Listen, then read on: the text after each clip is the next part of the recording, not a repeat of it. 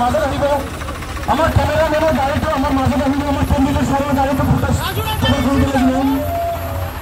কেমেৰামেনৰ গাড়ীটো আমাৰ কেন্দ্ৰীয় চৰকাৰৰ গাড়ী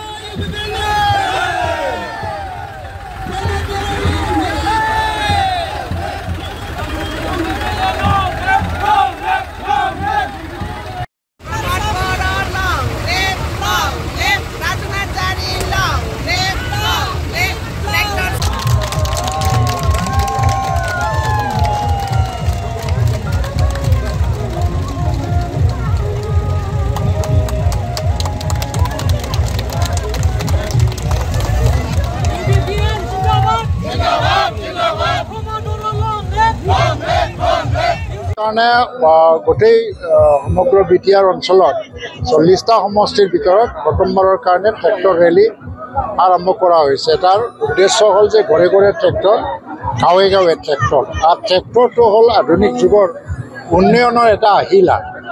আৰ আজি UPPL দলে চৰাইবিল সমষ্টিৰ বিপুল ভোটত আমি জয়ী হবলৈ গৈ আছো। কাৰণটো হল জাতি জনগোষ্ঠীৰ সকলো মানুহে BPFৰ দখলত থকা এই চৰাইবিলত BPFৰ পৰা মুক্তি বিচাৰিছে। আৰু সেইকাৰণে আজি মুছলমান, বেংগলী, ৰাজবংশী, আদিবাসী আৰু ৰাভা, গাৰো, বড়ো সব জনগোষ্ঠীয়ে UPPLৰ কেণ্ডিডেটক ভোট দিবলৈ ওলাই আহিছে। সেইকাৰণে মই ভাবোঁ যে ৰাজু নাৰ্জাৰী আটাইতকৈ বেছি ভোট লৈ পেলাই জিকি যাব। আৰু UPPL দলে গোটেই BTC অঞ্চলত এবছলুট মেজৰিটি লৈ পেলাই চৰকাৰ গঠন কৰিব গৈ আছে। আৰু পাঁচনৈৰ পৰা শ্ৰীৰামপুৰলৈকে যিটো এটা হাৱা আমি দেখিবলৈ পাইছোঁ, তাত আমাৰ দল কোনো কাৰণত মানে পিছত নাথাকে। 1 নম্বৰ আমি আৰু BJPয়ে কোনোদিন চৰকাৰ গঠন কৰিব নোৱাৰে। BPF দল 3 নম্বৰত থাকিবও পাৰে, কিন্তু কংগ্ৰেছ 4 নম্বৰত। বাকী দলবিলাকৰ ইয়াত কোনো স্থিতি নাই। ট্ৰেক্টৰৰ ৰেলী, এই ৰেলীৰ যোগেদি আমি বিটিআৰবাসী ৰাইজক এটা মেছেজ দিব বিচাৰিছোঁ যে শান্তিৰ নায়ক প্ৰমোদ বড়ো ডাঙৰীয়াৰ চৰকাৰ আকৌ এবাৰ আহি আছে 2025 আৰু 2030 চনলৈকে। আমাৰ গোটেই বিটিআৰত যে ভাল পৰিৱেশ আহিলে, শান্তি স্থাপন হ'ল, সকলো জাতি জনগোষ্ঠীয়ে ন্যায় পালে, উন্নয়নৰ পথত আমি দ্ৰুতগতিত আগবাঢ়ি গৈ আছোঁ। এই সকলো দিশটো চাই গোটেই বিটিআৰৰ ৰাইজে প্ৰমোদ বড়ো ছাৰক আকৌ এবাৰ আশীৰ্বাদ দিছে। আৰু 2025 চনৰ পৰা 2030 চনলৈকে প্ৰমোদ বড়োৰ চৰকাৰ খাটাং হৈ গৈছে।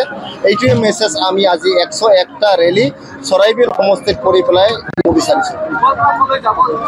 বড়োবাদা খেলপথাৰৰ পৰা আমি গোটেই চৰাইবিল সমষ্টিত আজি ঘূৰিম গোটেই দিন আৰু ৰাইজক মেছেজ দিম যে আমি ইয়াতে একগোট ইউনাইটেড ফৰে কজ যে আমি প্ৰমোদ বড়ো ছাৰক আকৌ এবাৰ বিটিআৰৰ চিফ বনাব লাগে। যিকোনো খবৰৰ বাবে যোগাযোগ কৰক 7099017330 লগতে 7099017110 নম্বৰত।